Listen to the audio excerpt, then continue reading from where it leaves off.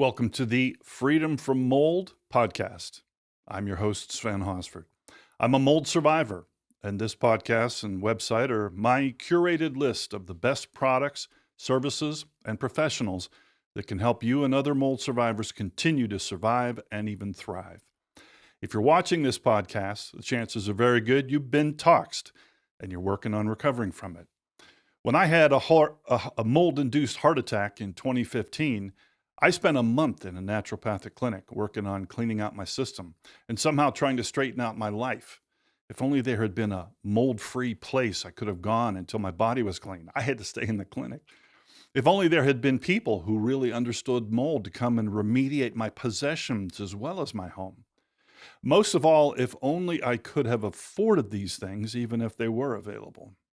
If only there was one organization that could connect me with medical professionals, lawyers, and other technicians who could truly help, who truly understand the problem. I had a vision of such an organization in the weeks after the heart attack, and I'm so happy to introduce the founder of an organization with that same vision. Jefferson Nunn is an IT professional in Dallas who had his own close encounter with mold that left him in constant pain and caused a stroke. Last year, he founded the Biotoxin Foundation, a nonprofit that seeks to raise awareness of the dangers of mold and other toxins in our environment, water, air, food, cleaning supplies, and beauty products, and eventually to help those who need financial help as well as professional help. I had a chance to catch up with him recently. Here's our conversation. Hey, so we're here with Jefferson Nunn. He is the founder, the 600-pound gorilla of the Biotoxin Foundation. Just an amazing group. When I was toxed 6 years ago, and I started to think clear, I thought, man, we need an organization that does this and this and this and this. And lo and behold, a few months ago, I stumbled across that kind of a foundation. How you doing today, Jefferson? Doing great. How about yourself, man? I'm doing okay. We're give us in a nutshell the main mission of the Biotoxin Foundation. The mission is to be able to identify and to remediate and to recover from toxins in our environment. That's what we want to help people to be able to do. That's our main mission. And tell us about the need out there. How big is the need? How many people are suffering that need this kind of help? Well, just millions of people are dying every year from toxins in our environment. Just in mold alone, 1.6 million people worldwide had documented to have been killed by mold. And that's not even all the undocumented cases of death by mold. And that's not even, we don't even know how many people were injured by mold. We don't have any statistics, and that's the thing. We know there's a problem, but there's nobody that's quantifying just how big of a problem it is.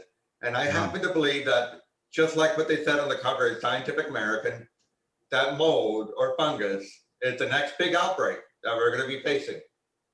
Yeah. Well, we're going to get into some of the details about the foundation itself, but tell us a little bit about how you got started. What was your toxin story, and how did you get so passionate about this subject? For 2.5 years, I lived in a moldy, toxic environment. That was every day I would wake up and it's another day that was worse than the day before. Started out in just pain in my gallbladder. I ended up whole body pain. All of this is documented. I went to more than 40 different doctors over that period of time. I spent more than $250,000 dealing with all of this. Money I didn't have, really. Over the course of 2.5 years. And I'm still trying to dig myself out of that, by the way. And it's just been one thing after another. I swore that if I survived, that I would start this foundation to try to just organize those very things. We need doctors, we need lawyers, and we need technicians working on the people's behalf, not on some company's behalf, on our behalf. Well, and you come from an industry where you could put some of your experience and your mental tools to use. Talk about how the things you've learned in IT have helped to clarify your thinking on this subject. Well, within the world of IT, just about everything is highly regimented. I mean, you can't even change a label on a computer program that you're developing without it going through a very long process of testing and user acceptance and everything else. You compare that to what's going on with, doctors even. You go into a doctor's office and they don't have any of their act together, none of it. One doctor doesn't even know what the other doctor's working on. Everybody, there's an information silo. Everybody's in their own silo. Nobody's talking to each other. And that's just that side of the house. Not even the larger health industry. Nobody's really looking at our health from a systemic point of view. Exactly. To be able to measure, quantify, understand even toxins in our environment. I mean, we're waiting until it's way too late to find out that this stuff is killing us. The problems you identified, though, that's true of all issues within the medical establishment. And what's particularly dangerous about mold is doctors have no way, they have no tools. They have no way to identify it or to treat it, if they even do identify it. They found this out with COVID, where, they call them long haulers, but the thing is, like, somebody comes in with breathing problem from COVID, right? And then they fix the breathing problem with COVID, and they kick them out of the ER. And meanwhile, 90% of their body's been destroyed by COVID, and they end up with strokes and heart attacks and everything else. Oh, they're just a long hauler, man. Yeah. It's like they're not putting two and two together and realizing that our bodies are systems, all right? A cardiologist ain't going to be able to help you with something that's going on with your lymph system, right? Right. And yet, if you have a heart attack because of something going on with your lymph system, they're going to send you to your cardiologist, who's going to be like, "There's nothing I can do for you," right? See? Yeah, exactly. I can't do anything for you, man. And it's like, well, duh. And that's the thing. They're not looking at the system and putting it all together. In every friggin' movie that I've ever watched about, like even the most recent one that I'm a sci-fi fanatic, by the way. In case you can't tell, Starman for my background. I was gonna say you're riding through the planet Earth, right? I'm riding the fastest ship in existence, man. Exactly. And they go, Starman, no, planet Earth, that's the fastest ship in existence. Anyway, so long story short, man, every sci-fi movie I've seen, even I don't know, Star Trek or any of them, they put these people on these beds and they do this scanner thing, and they pull up this whole view of the entire body, and they go, oh, here's the problem, and you can see how it's affecting the whole body. And I'm like, that's awesome, right? Yeah. And then we walk into the regular doctor's office, they do a blood test, and they go, you're fine, and they kick you out. And you're like, but wait, man. Right. Why am I falling over in the shower? Why am I feeling like I've been run over by a truck? Well, and that's the sad fact, is that if the doctors don't have a prescription to give you, then they don't identify, they can't even conceive that there's a problem. I mean, I would agree with most anybody that doctors are held hostage by corporations. Yes, that's true. We can't blame it all on the doctors. It really goes back to, and I mean, if you really want to get to the root of the problem, and I know this is going to be controversial, but hey, I like to be controversial, man. It all goes back to our buddy Nixon, who destroyed our healthcare, who created the healthcare industry as we know it today, who destroyed our healthcare industry. He created this idea called PPOs and HMOs. He's the one that created all that. Right. And that led to the rise of the pharmaceutical industry, right? Which then led to everything as we see it today. That's why you have a pill costing $1,000, because that's how they get their $150 a pill. They can't make more money unless they jack up the price. So what do? They jack up the price. So long story short, man, yeah, you go into the doctor's office. Yeah, they are regimented, but they are regimented by the corporation. And their corporation says they have to do it this way. Yeah. They get 15 minutes to look at you. And all they do is they do a series of blood tests. And if there isn't anything on that blood test, they send you home. Well, we clearly identified the problem. Let's talk about the solution, the Biotoxin Foundation. Let's talk about some of the goals that you have. Let's dive deeper into each one of these topics. Well, it's a great segue. Doctors, Yeah, lawyers, and technicians, that's there you what we go. talked about. That's it. So doctors, we want to recruit doctors on staff to research, to quantify all of this. I mean, there's 16 million species in mold, according to Jason Deering, Killshot. He wrote a book. 16 million species in mold that are out there, and we know about 300 of them. So the other 16 million, we don't worry about it. Is that how that works? So, and here's the deal. A virus has virtually no intelligence. All it does is it jabs itself into a cell and makes copies of itself, and that's the end of that. It has no intelligence. Bacteria, by the way, will wander around your body trying to keep you alive. Yeah, it might produce some toxins and whatnot, but it tries to keep you alive while it's doesn't want to kill the host itself by the billions. Yeah. But last but not least, mold, on the other hand, doesn't care whether you live or die. And by the way, if you die, it'll just grow in the soil on your deathbed, waiting for the next person to get into. So, it doesn't care whether you're living or dead. And it actually has a little bit of intelligence in that if it's threatened, it will release spores. That's why when you pour bleach on mold, you can't see it. But if it produces the spore cloud like you can't believe. Yeah.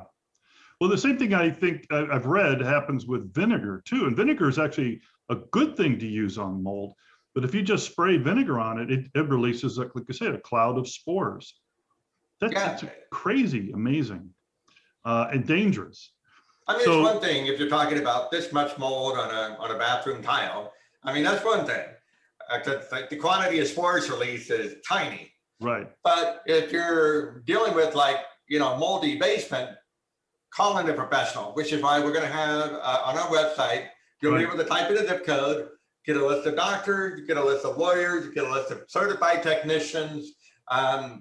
You don't want people pouring bleach all over this stuff. You want people wearing hazmat suits and using certain types of chemicals that are not going to release the spore cloud that will get rid of all of that mold permanently. That's what you want. That's really the big three. It's the medical, it's the legal, and it's the professionals, especially the remediation professionals. Those are the people that we've got to change their minds and get them educated.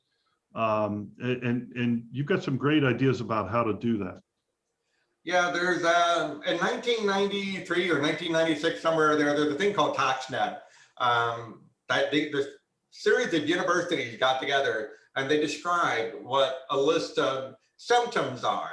And that's what we want to educate people about. Symptoms that this is something your body's now having a toxic response to something. If you're vomiting, if you have fevers and chills, if you're shaking all over, if you're falling over like you're drunk, or worse, those are symptoms of your body's having a toxic response to something. And actually, these researchers, they identified it, but that information never got out there to emergency room professionals or to doctors. So when people go to these doctor's offices, they're trying to get relief from this. The doctors never consider the environment. Just like this one guy, he went to 4 different doctors and he was literally dying, like dying. His elevated heart rate, elevated blood pressure, fevers and chills. He had rashes all over, and he went to 4 different doctors before the 4th doctor said, has anything changed in your environment recently? Just that one question. And he goes, well, I bought a sofa recently. Well, what's in that sofa? Down feathers. He was allergic to down. Wow. His body was having a toxic response to an allergen in this case of down. We need this awareness to grow so much. Not long after I was toxed in 2015, a major hospital here in Pittsburgh had 2 of their ICU patients die from mold. And it took 2 years for them to figure out how and where that got in there, because they were in one of those rooms where all the air is sucked in. So there's no, Negative pressure. Negative pressure, right. I probably had that wrong. But so it couldn't have been any of the air and around. So what they finally figured out was that the contractor who cleans the bed sheets didn't dry some of them completely and put damp bed sheets to deliver to the ICU, where it killed 2 of the patients.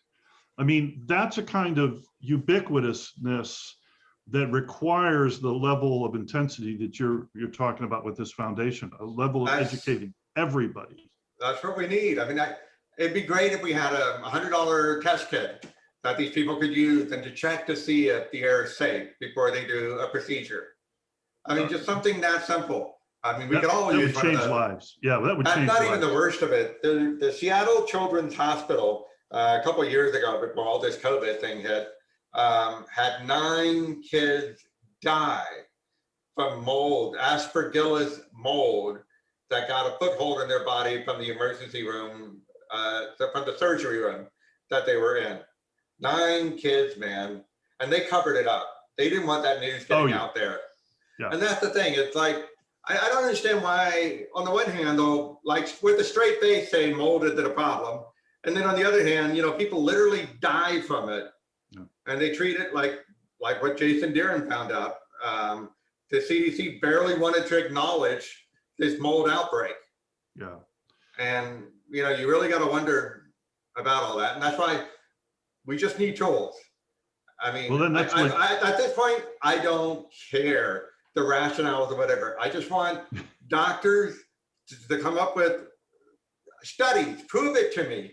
Prove it to me that this, whatever this is a toxic environment versus this is not a toxic environment. Yeah. I have no data right now. I couldn't even begin to tell you which of the 16 million strands of mold is good or bad. We only know about 300 of them. That's it. So research and development, research and finding out more, that's a big part of where your organization is going to be headed. We just need pure research. I love pure research. It's just finding out the truth. Yeah, what's the truth? I mean, the more we find out about PFAS, right, the more we know that it's bad and we want to get rid of it. And then what happens? Now we filter our water for PFAS. We stop making PFAS. We go on and on and on about PFAS. Right. We need to do the same thing for every other toxin that we happen to know about. And if we work together as a nonprofit, if we work together, we can clean this up and we can make the world a better place. Now, let me ask you this. Before you write that next check to the American Heart Association, that's going to pay the directors $10 million, by the way. Before you write that next check to the American Cancer Society, hey, same deal. Think about when's the last time that they stopped heart attacks or cancer. They haven't. Here's one for you. And I just talked about it on my podcast. I'm happy to share it on your podcast. They just finally put it into print. They put it all together into print in the news. High blood sugar is what's causing black mold in India. Yeah. And the reason why they have elevated blood sugar is when you inject somebody with steroids, like they did Donald Trump, and he goes off at a rage bender for 3 days. So when you do that, right, it boosts the blood sugar in India from, oh my God, it's insane, to 10 times worse than insane. Well, mold loves sugar, man. It globs onto sugar like you can't believe.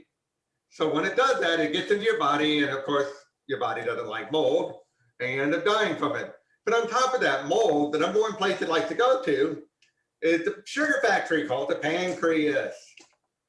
What did Alice Trebek die from? Pancreatic cancer. What does mold in the pancreas cause? Pancreatic cancer. When's the last time the American Cancer Society has ever told you that, man? Will they ever make that connection? I mean, there's so many financial interests around some of these big organizations. Well, give us money. We're going to research the hell out of this, and we're going to fix it. Well, I think your future goals are just so amazing. I mean, I know eventually you would like to be able to help provide money for people who are stuck. So many, like you say, mold drains your finances. You can lose your job. If you're living in a moldy environment and you're renting, you got to move out, and there's more money out the door. I mean, it just goes on and on. So the financial need for a lot of mold survivors is real. Tell us about what your future plans are with that. It's our ultimate goal to have a place for people to go. That's the ultimate goal, is to have that place that, yeah, sorry, the mail delivery. No. But that's the thing, is right now, you're right, there's nowhere for the neediest among us that have been made homeless by toxins in their environment. There's nowhere for them to go. We want to build places, rescue places, missions for these people to recover. Doctors, lawyers, and technicians put it together, right? If you had a place where we could help you, then we'll help you get out of this toxic environment, get you back on your feet, and get you back underway. Maybe not to 100%, but if we can get you back to 80, that's going to be pretty good. It keeps you vertical and above ground. I'd say that's a win. See, that's what I'm saying right now. And on some of these forums, and it's heartbreaking, but at least one a week, suicide. And by the way, if you're even ever contemplating it, there's help. Call us, call somebody, reach out. Don't hold it in. Well, and it's not just the circumstances that people find themselves that cause mental distress, but the mold itself makes you crazy. I mean, it's the toxins. Every time I think back to the times of my life where I went literally crazy, raging or weeping or any of these other extreme emotions, I was in a moldy environment every single time in my life that I can remember. I mean, this is huge. It's a huge issue. Mold, the toxins get everywhere in the body, and the toxin actually alters what's going on in your brain. I mean, you can't tell me that when your brain is used to firing in a certain way, and then you put in a toxin way worse than alcohol in between those neurons firing, you can't tell me something's not going to happen. Yeah. I mean, dude, people take LSD and they go on an acid trip. What do you think a mold trip's going to do to you? Come on. So I'd rather take an acid trip, don't get me wrong, over a mold trip any day of the week. But I'm just saying, what do you think it's going to do? It's going to alter what's going on in your brain. I had a stroke from mold, all right? Wow. I hear frequencies I should not be able to hear 24/7, all right? It's something called thalamocortical dysrhythmia. I had a stroke from mold. I now have what basically Robin Williams suicided from, thalamocortical dysrhythmia. Your thalamus is the network switch part of the brain out of 3 millimeter. I know it's tiny, but that mold got up into the eustachian tube, which then led to that part of the brain called the thalamus, because that's where all roads lead to. And then it fried it, man. Absolutely fried it. I had a stroke.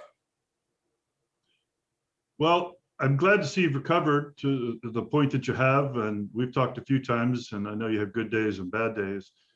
But I have to say, I mean, you're a highly educated professional to begin with, and I have to say, it seems like you put a lot of time and a lot of effort into understanding the latest news, the latest science, and everything. And you've put together a companion website with the Biotoxin Foundation called Liquid Health News. Tell us about that. That's our journal. That's our journal.